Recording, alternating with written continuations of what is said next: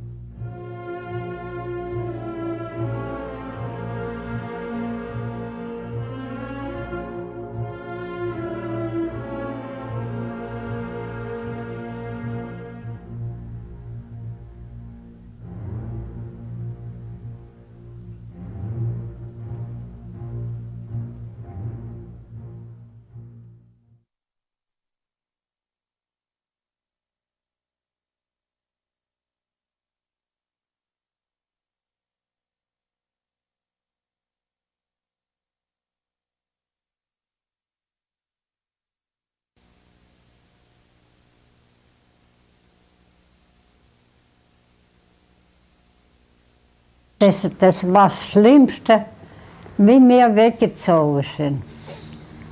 Meine Eltern und meine Brüder sind alle zurückgeblieben. Und wir sind dann weggezogen, ich und meine Stiefschwester. Das war was Schlimmes, Schlimmes. Gottes Wort hat er veracht. Und das Schlimmste war ja, was man gearbeitet hat, was man gelernt hat, dass man das alles abgeben muss der Regierung. Saudades da família que nunca mais viu. Hoje, aos 93 anos, Marta Reis ainda lembra dos anos vividos na Rússia. Ela é uma das imigrantes que, em 1929, fugiu das perseguições do regime de Joseph Stalin. O destino nem eles imaginavam. Entre 1930 e 1934, cerca de 300 famílias chegaram à região que hoje é Riqueza, município do extremo oeste de Santa Catarina. Deixaram pátria, casa e parentes em busca da liberdade. A família Reis foi uma das últimas a sair legalmente da Rússia através do consulado alemão. 17 mil teuto-russos esperavam documentação para sair de Moscou. A vida deles dependia da negociação entre Alemanha e Rússia. A maior parte dos imigrantes estava condenada a trabalhos forçados em campos de concentração. Eles começam a fazer uma série de perseguições. A grande maioria eram protestantes. E aí, por essa época, foi fechado um terço dos templos religiosos na Rússia. E eles começam a fazer uma série de perseguições. E eles se negam a aceitar isso. E não resta outra alternativa que não seja fugir. Somente 7 mil teuto-russos conseguiram o visto e saíram do país. Mas com uma condição. A partir daquele momento, deixavam de ser cidadãos russos. É o caso de Otto Zimmer, que veio da Rússia com 10 anos. O documento já foi renovado várias vezes, mas a palavra apátrida continua até hoje. Da Rússia, embarcaram de trem rumo à Alemanha, terra de seus antepassados. Da Alemanha, imigraram para o Canadá, Estados Unidos e Brasil. Aí ele mostrava no cinema, Canadá, como é que trabalha a mesma chão como lá na Rússia. A mesma sistema que ele planta esses grãos e tudo, né? E nós estava também inscrita para o Canadá. Mas minha mãe ganhou dor de vista e eles não pegam com qualquer doença na pessoa, não aceita imigrante. Eles acabaram vindo para o Brasil muito mais por imposição do que por escolha. Em menos de 30 dias, os teuto-russos chegaram ao porto do Rio de Janeiro. Depois da quarentena na Ilha das Flores, voltaram ao mar rumo a Porto Alegre. Mais um dia no trem e já estavam em Santa Bárbara. De lá, seguiram a pé e de carroça até as margens do lado catarinense do Rio Uruguai. E nós estávamos tratados para um campo para trabalhar, em Paraná. E nosso chefe, ele vendeu nós para o sul do Brasil, aqui que ele estava colonizando esse mato, precisava de imigrante, então ele ganhou uma corcheta e nós chegamos aqui na Santa Catarina. Matas Virgens.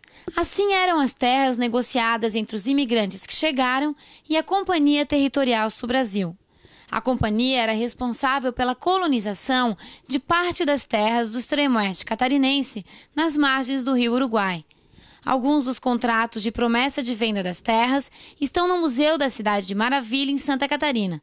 Nesses documentos, é fácil encontrar os nomes dos primeiros teuto-russos que chegaram à região. As companhias colonizadoras fazem muita propaganda, mas não colocam a realidade, né? Então eles chegam aqui, tem umas choupanas de taquaras lhe esperando. E isso é lógico que, para quem sai do mundo lá europeu, vir para cá é um choque bastante grande. Mas aqui a riqueza era puro mato ainda. Não tinha médico, não tinha mercado, não tinha escolas, não tinha dizer nada, né? Guten Morgen.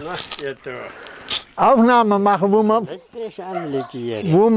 wohnt in Friamon. Otto Zimmer veio da Rússia com a mãe, o padrasto e 2 irmãos. Hoje, 70 anos depois, mostra o lugar onde a família construiu a primeira casa. A propriedade continua sendo da família. O irmão Reinhold e os filhos ainda cultivam a terra que antes era mato fechado. Pura mata, pura mata, pura mata. Todo mundo fez a primeira roça. Depois sentei e queimava tudo junto. Outra dificuldade foi o clima. Na Sibéria, os teuto-russos suportavam até 40 graus abaixo de zero. No verão, a temperatura média é de 15 graus. Em Riqueza, pode chegar a 35 graus. Nós estávamos acostumados lá na Europa, aquele frio forte, né? Nem sentimos o frio, né? Aí ganhamos ferido nas pernas, nas braços, ferido dos mosquitos, nas orelhas, né? O mosquito estava horrível. Os primeiros anos, né? 2 anos depois que os primeiros moradores se instalaram em Riqueza, novas levas de imigrantes chegaram. A trajetória foi um pouco diferente.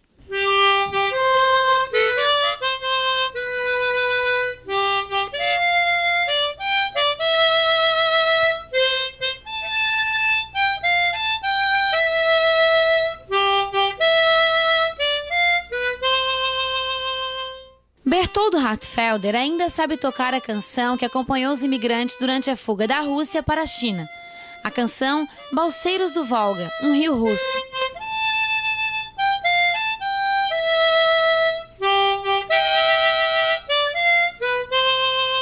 O governo russo proibiu a saída legalizada dos teuto-russos pela Alemanha. A única alternativa era a fuga pela fronteira da Rússia com a China. Da Sibéria até Vladivostok, a última cidade russa, foram 7.000 quilômetros na neve. Quando o inverno chegou, nós se dirigimos na fronteira, né? 32 famílias, viu? Os pais tudo armado, né? Mas os guardas viram nós atravessar, né? Mas eles não teve coragem de enfrentar a nossa turma. Aí nós fomos sem rumo pela China fora. Outro dia vem a notícia da Rússia, que a Rússia quer os fugitivos de volta, né? Aí sim, aí o negócio apertou. Para nós gurizada não era nada, nós levávamos tudo no esportivo, né? Mas os velhos começaram a comer, né? Choravam. Choravam e tal coisa. A vida na China não foi fácil. Durante cerca de 3 anos, os fugitivos viveram em albergues. Enfrentaram a guerra entre Japão e China e uma enchente que provocou uma epidemia de tifo. As crianças iam à escola e continuavam estudando a língua alemã. Os adultos faziam serviços temporários. Se aprendi a dizer iga, langa, sanga, uga, luga, se contar em chinês, né? 1, 2, 3, 4, isso a gente aprendeu por causa do dinheiro, né? Trocar. Mas aprendi russo na China, não na Rússia. porque a aldeia lá era tudo alemão. Na China tinha mais russa, na Harbin, capital da Manchúria, mais russa do que chinês. Erika Neumann é filha de Adolf. Desde pequena, escuta os relatos do pai e dos tios. Hoje, ela resgata a história da família para escrever um livro. O título já foi definido, Escapando do Paraíso Vermelho. A primeira parte está disponível na internet. Erika tem várias histórias para contar. Minha tia casou, então ela se mudou para Priamor.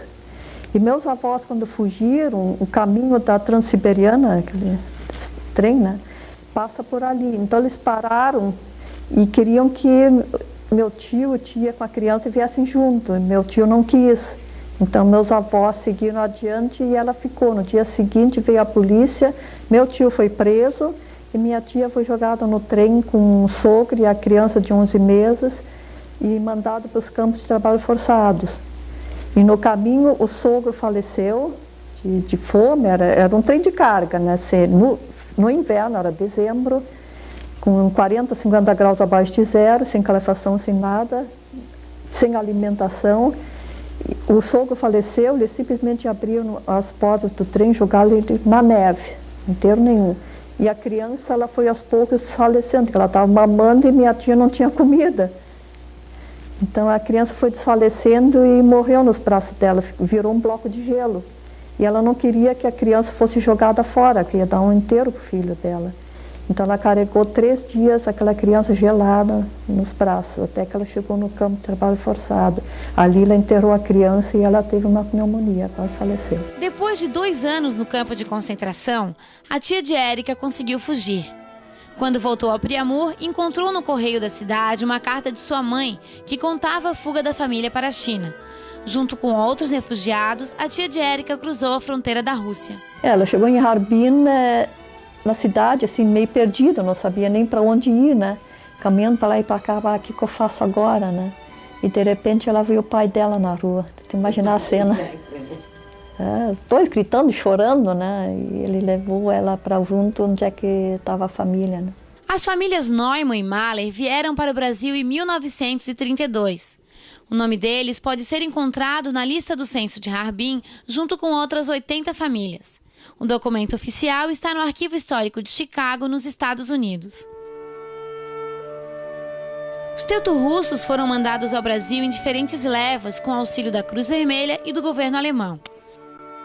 Os imigrantes embarcaram em Xangai, passaram pela África, Canal de Suez e Estreito de Gibraltar até a França. Trocaram de navio e seguiram viagem até o Rio de Janeiro. De lá até Riqueza, pelo mesmo caminho dos primeiros imigrantes. Quando nós chegamos na África, nós não estávamos acostumados a ver gente preta, né? Escura, né? Como se diz, né? Aí ficamos assim, né? Aí chegaram lá querer vender banana para nós. E nós não conhecíamos, na Rússia não existia banana. Só crescia laranja, maçã, aliás, laranja não, maçã, melancia, essas coisas tudo, né? Mas então eles começaram a vender para nós. E nós, em vez de querer comer o miolo, nós estávamos querendo comer a casca. Riqueza não se desenvolveu muito em 2 anos. Quando os últimos imigrantes chegaram à região, poucas ruas estavam traçadas e casas construídas. A agricultura era a principal fonte de renda, mas havia um problema: não existia comércio. Eles pensavam que ia ser que nem na Rússia, uma terra que pode se plantar, não era de entrar no mato. Olha, os mãos chegavam a sair sangue da gente ficasse para tirar o milho assim das mãos. Aí viu que não dava, não tinha fortuna lá. Não estava bem pobre, nem profissão, nem quem conhecia, né? Nem estudo também não tinha, né? Aqueles ficou, obrigado a ficar.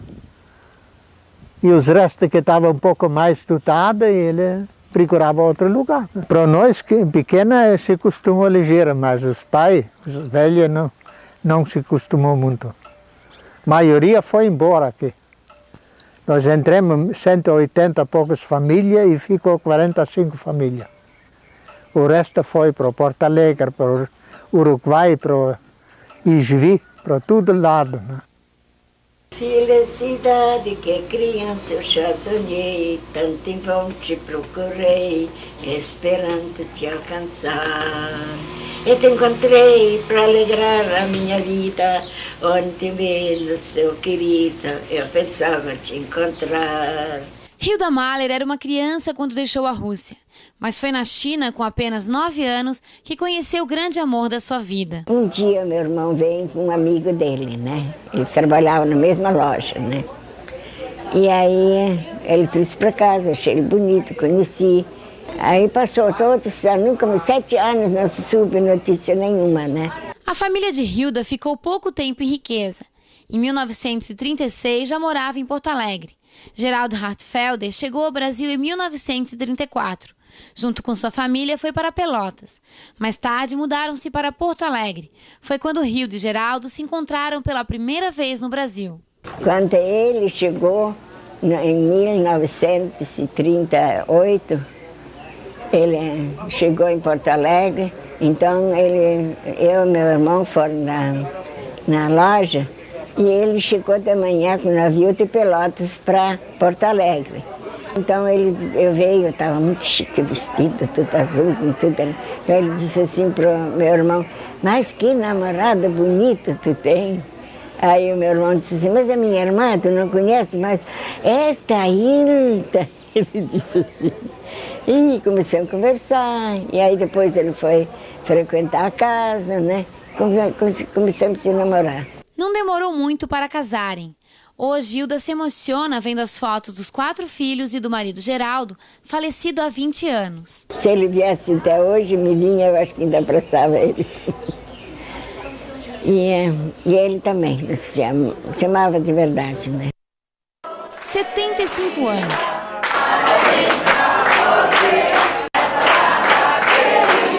A festa de aniversário de Nicolai Mahler reuniu os irmãos que vieram fugidos pela China. Eles eram crianças, mas a cada encontro lembram do passado. Eu vou contar porque que eu chorei, né? Vai ser gravado aí, vai ficar feio, né? Porque me deixava mamar só 2 vezes por dia durante a fuga. Eu chorava de fome. À noite, vou falar à noite. Meus irmãos não me davam mamadeira. Eles comunicaram que tudo que é gurizada, colegial, para se juntar tal e tal dia, porque vamos apresentar nosso presidente Joseph Stalin, né? Aí, bom, nós gurizadas se interessamos também, foi eu e o Valdemar, né, meu irmão, né? Aí fomos lá, não era muito longe da casa, né, esperando para conhecer nosso presidente. E foi 11 horas, meio-dia, quando chegou meio-dia, nós já estávamos com fome, né? Aí eles apresentaram para nós um bom sanduíche, centeio, né? Quer dizer, bom é modo de dizer, né? Mas na Rússia se usava muito pão centeio, né? E ter uma bala para nós, na Rússia a bala era grande assim, não pequenininha assim, né? E uma xícara de café, de chá, chai como se diz em russo, né? Bom, nós estávamos com fome e comemos, né? Mas vamos esperar mais um pouco para o nosso presidente chegar, né? Mas em nada de chegar. Numa dessas apareceu um tanque, né? Aí comunicaram, olha, nesse tanque vai aparecer o nosso presidente, o Joseph Stalin, né? Bom, nós ficamos esperando, né? Bom, o resultado, ele passou, só comunicaram que ele está lá dentro do tanque. Mas ninguém viu, nem eu não vi até hoje. Só conheço ele pela fotografia. Na Rússia, os teuto-russos viviam em agrovilas próximas às cidades de Slogorod e Omsk, na Sibéria. A base da economia era o plantio de grãos, principalmente o trigo. A Rússia, enquanto não venha o comunismo, era terra ponta muito. Ponta muito, é. Ponta muito, porque trigo lá rendia bem. Rendia e pontava mais. Nossos pais sempre falavam, nunca se acha mais farinha como era em Rússia. In Kaiserszeit ist alles vorangegangen. Aussaat hat man gemacht. Es hat man für sich verbrauchen können und braucht nicht die Regierung abgeben. Heimatlos sind viele auf der Welt, heimatlos und einsam wie ich.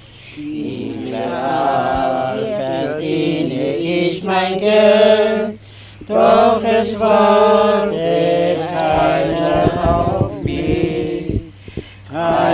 Freunde, keine Liebe, keiner denkt an mich.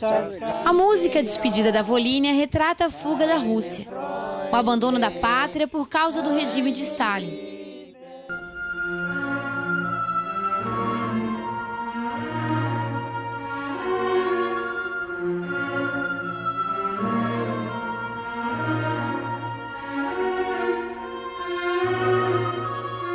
E de repente vocês são obrigados a deixar tudo, a casa, com tudo dentro assim, e fugir, porque senão vai preso, vai no campo de trabalho forçado. Você é obrigado a abandonar, não é uma imigração voluntária, que tu vai para um outro país, que tu vê que vai conseguir mais condições, e quando tiver dinheiro tu volta. Lá não é assim, lá tu era obrigado a fugir, transformar o país num grande presídio. No comunismo, que tu não tem mais direito, tu não pode dizer é minha. É nossa. É tudo do governo. E pega uma criança, tu dá um presente e experimenta tirar. Em 1917, o czar Nicolau II saiu do poder. O governo provisório passou a controlar a Rússia. Lenin propagou um regime socialista baseado nas ideias de Karl Marx. Criar uma sociedade sem classes e extinguir a livre empresa. O clima era tenso com o fim da Primeira Guerra Mundial e com a Revolução Russa. Em 1918, a família do czar Nicolau II foi fuzilada. Lenin assumiu o poder e implantou a nova política em toda a União das Repúblicas Socialistas Soviéticas. Lenin morreu em 1924, depois de criar o primeiro governo comunista do mundo. Os líderes comunistas lutaram pelo poder. Só em 1929, Josef Stalin assumiu o governo. Ja, das war, und man konnte alles kaufen. Und wie der Kommunismus 6 Jahre, 6 Jahre war, da hat man gar nichts kaufen können, die ersten Jahre. Wir sind mit Fleck, habe ich mir einen Rock zusammengestellt, dass ich doch einen Rock habe zum Anziehen. Und dann ist es besser geworden. Na época do começo, cada tinha a sua liberdade de plantar, de colher, de ir e vir aonde queria. E depois, quando o Stalin tomou conta do poder, aí virou uma mão de ferro. Todo tinha que fazer o que ele queria. Foram confiscados terras, foram confiscadas pessoas, foram mortos milhares de pessoas. As crianças eram requisitados para se transformar em bolchevistas. Ele começava assim, tirar dos multinacionais e deu para os pobres. Depois que terminava os multinacionais, ele começava aquele que também tinha 2, 3 vacas. É capitalista, ele disse. Tu tem que trabalhar para o governo, tu não pode ter nada. Quem manda, o governo. O Deus estava o Stalin. O Deus não existe. Aí todo mundo que tinha fé começou a procurar. Nós lá estava falando, vamos para a América, mas ninguém sabia para onde, né?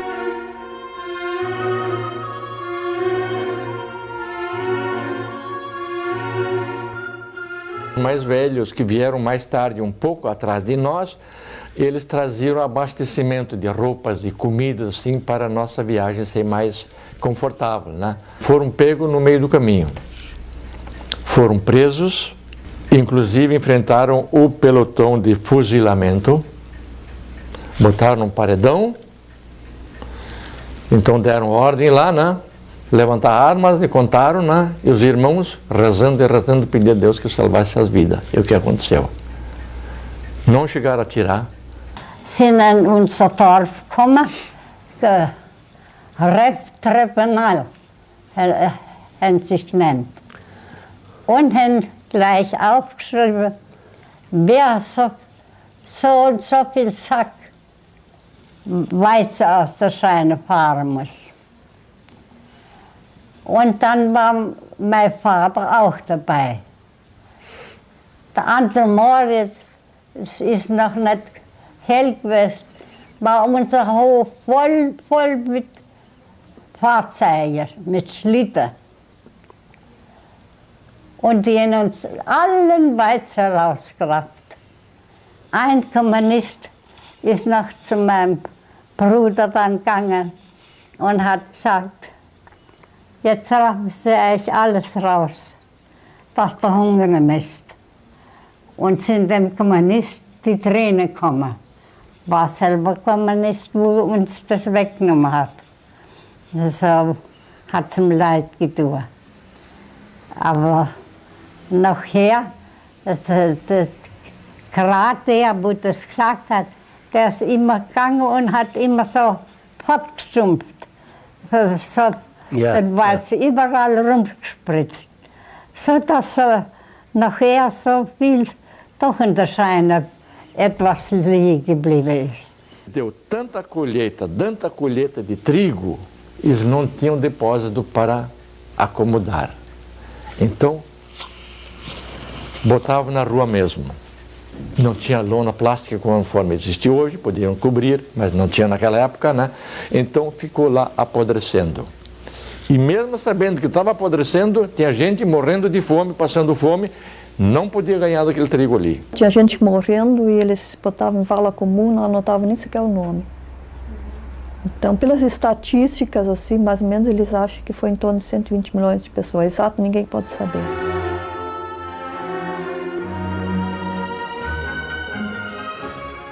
Wacht auf, verdammte dieser Erde, auf zum letzten Gefecht.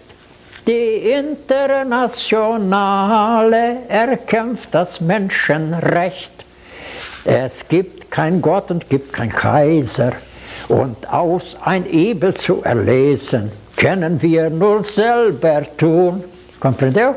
Se levanta o amaldiçoado desta terra. Não existe Deus. Não existe imperador que nós possa salvar de uma dificuldade, somos nós mesmos. Essa aqui é a nação comunista. Você aprende no colégio, na Rússia, mas em alemão. Não podia fazer mais culto, ele fez escondido. Escondido, tá? Até algum foi na cemitério para fazer culto. Na cemitério não foi, eles tinham medo, os polícias, para ir na cemitério, né? Estava tranquilo lá. No regime comunista, o ser humano não tem valor. Quem tem valor é o partido e aqueles que comandam o partido.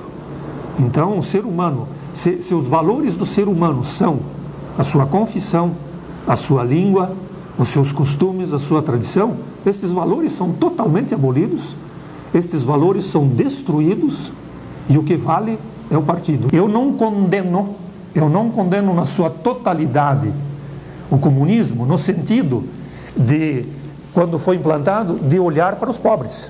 Isto está correto. O capitalismo também tem o seu problema, que olha só para o capital e quanto mais, melhor. Isso também está errado. Então, eu acho que nós temos que procurar um equilíbrio. 4 milhões de pessoas fugiram da Rússia durante o regime comunista. Só para o Brasil vieram mais de 300 famílias. Hoje, 70 anos depois, os teuto-russos comemoram a conquista do que sempre buscaram: a liberdade. Cada um pode negociar, cada um pode plantar, cada um pode fazer o que quiser, não é proibido. A fé temos livre. A mesma sorte não tiveram os parentes que não conseguiram fugir. Sem comunicação, as famílias no Brasil ficaram vários anos sem notícias. Com o fim do comunismo, voltaram a se corresponder. Herzlich gegrüßt von uns alle, Maria und von meinen Brüdern, mit Frau und Kinder. Schwester Katja mit Mann und Kinder. Wir sind noch alle gesund. Das, was das Beste ist, Tinha que trabalhar muito pesado e ganharam bem pouco para comer. Né? Tinha poucos que aguentaram, que ficaram vivos, né? Outros morreram tudo. Ela conta que agora está melhor, mas antes eles passaram muita tristeza lá. Continua a miséria, né? É a minha tia Lídia que escreve. Ela, em uma das cartas, ela escreveu.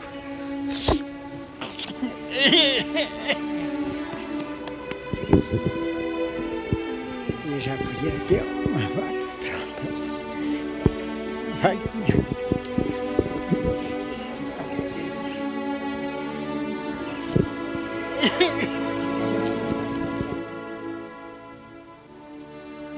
É triste que os pais passaram, mas feliz para nós que eles nos tiraram de lá.